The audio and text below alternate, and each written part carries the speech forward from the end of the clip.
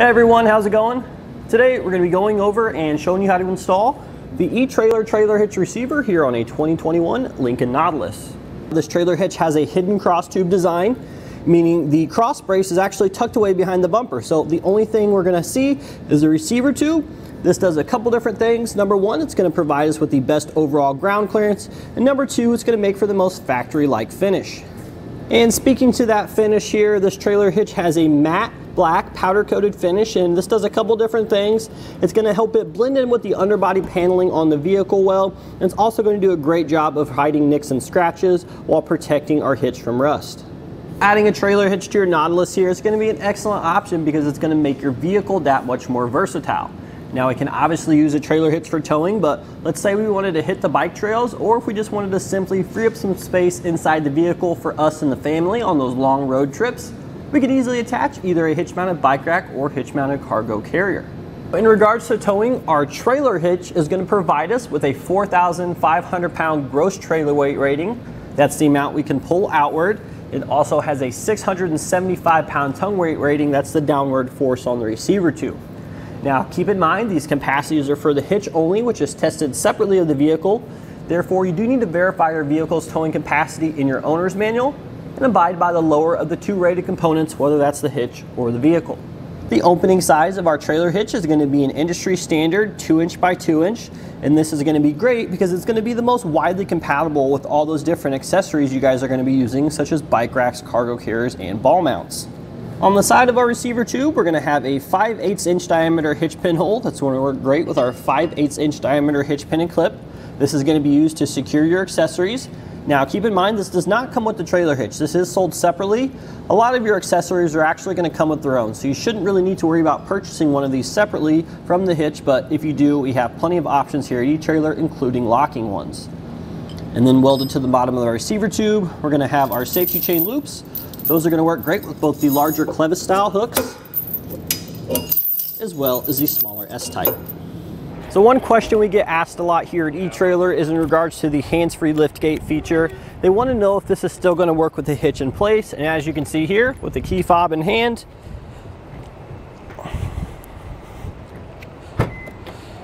so there is kind of a sweet spot there because you obviously can't stick it directly under the receiver tube, but it is still functional.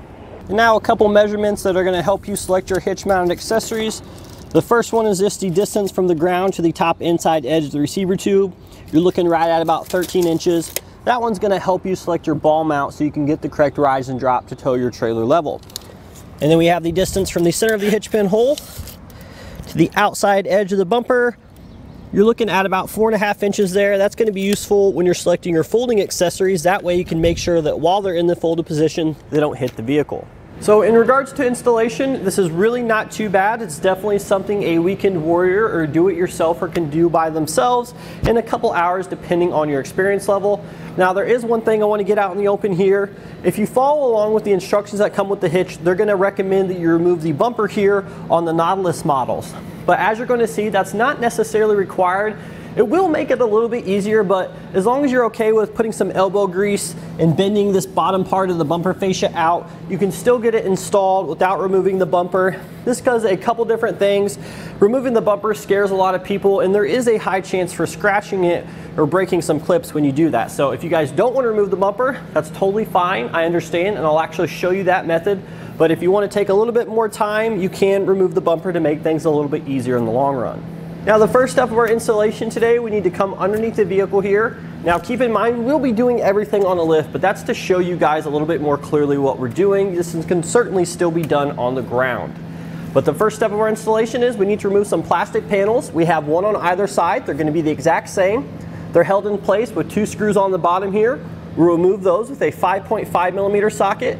And then there's 2 nuts at the top that are a little bit harder to see. We'll remove those with a 10mm socket. But we're going to start by removing these bottom 2 here.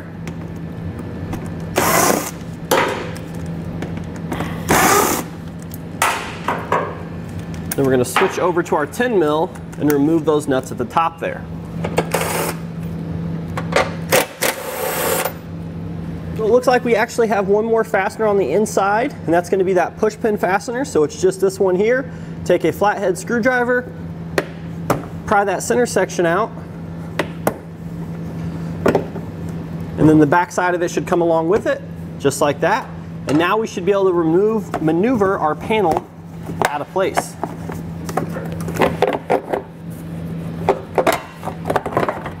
So we'll just go ahead and do the same thing on the other side. We're going to be lowering our exhaust, so before we do that, we need to take some sort of support device. If you're on the ground, just use a jack stand, couple blocks of wood to support the exhaust. But since we're in the air, we're going to be using a cam buckle strap. I'm just going to hook it to 2 points on the frame there, and then pull it tight to provide some support when we break the hangers free. And now on either side of the muffler, we're going to have our exhaust hanger. So these can be kind of hard to get out. So what I recommend doing is taking some sort of spray lubricant and spraying them down. Let that sit a couple minutes. It's going to make that metal hanger slide out of the rubber isolator much easier. Now, in order to remove that hanger from the isolator, there's a couple different tools you can use this. One is an exhaust hanger removal tool, which is this one here. But you guys probably don't have that, and I do understand. In which case, you could just use a pry bar, a large pry bar, such as this one here. And honestly, this is kind of better for the job in a lot of cases. So just go ahead, use whatever tool you have available. Go ahead and get this side out and do that same thing on the other one. Now, next part here is kind of tricky because we're going to be prying. I'm going to go ahead and let some slack down here. And we're actually going to be removing the tailpipes from the bumper fascia there. So you can see it's one on each side, and this is kind of tricky because you have to pry out on the fascia and pull down on the muffler. So go ahead and do your best now to maneuver those loose without causing any damage. We'll go ahead and get those out now. Now that we have our muffler lowered, there is a stud that we have to cut off on the underside of the vehicle, so you will need some sort of cutting tool for this, such as a Dremel tool, which is what we're going to be using.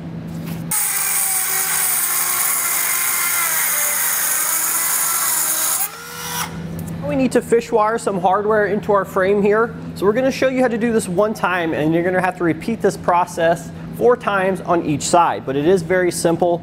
So we're going to take one of our fish wires here, go ahead and uncoil it, and then when you're working with this stuff, make sure you have safety glasses on because these are springy and they are sharp on the edges, so it's not something you want to get poked in the eye by. So what we're going to do is we're going to be sticking the coiled in through the hole that we want our bolt to come through. So just going to jump underneath the vehicle here. So it's going to be the same on either side. So there's going to be 2 holes in the bottom of the frame we're using and 2 on the side. You can't see the 2 ones on the side, but that's okay. So we're going to take our coiled in, stick it through the hole we want to use, and I'm going to feed it out through our access hole here. Just like that.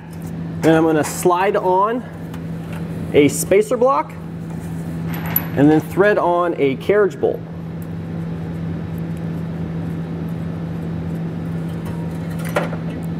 I'm going to shove the spacer block into the frame there, shove the carriage bolt up there as well.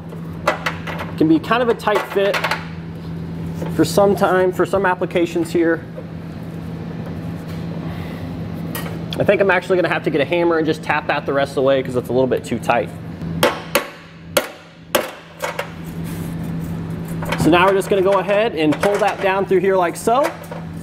And what I like to do is I actually like to bend the pull wire once I get it through there.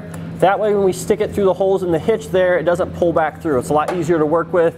And this is also going to decrease the chance of you getting stabbed. So we're going to go ahead and do that now for each of our 8 holes, 4 on each side. So let's go ahead and take some time, get those all mocked up. Now with an extra set of hands, we can go ahead and raise our hitch into position. You will need to come up and over the exhaust first. Now, if you remember the 2 side bolts that we can't see, you actually have to push those back into the frame before you can lift the hitch up, so just keep that in mind. But now you'll just go ahead and put your pull wires through each of the respective holes. So the fish wires for the outside holes have to go on the inside of the hitch.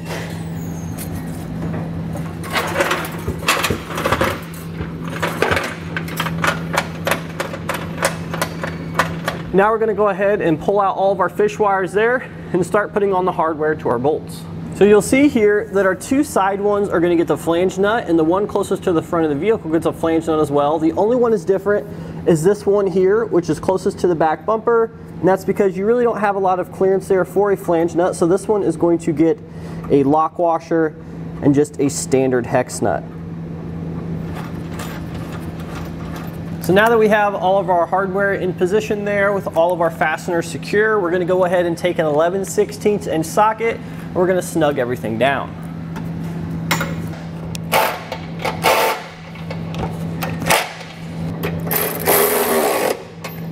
I'm going to come back with our torque wrench here and torque everything down to spec.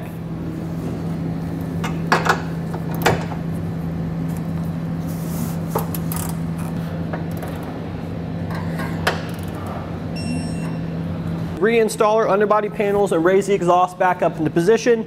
But before you do that, you do need to make a small cut in each of these panels here. You can see this raised portion here, this knob. You actually need to go ahead and remove that. So we're going to take a Dremel tool now, go ahead and cut that off.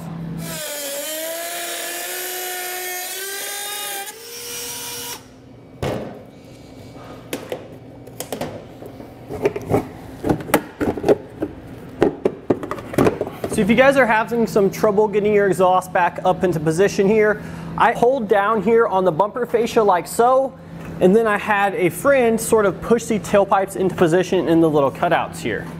And now with our exhaust back up into position, that's going to do it today for our look and installation of the eTrailer trailer hitch receiver on a 2021 Lincoln Nautilus.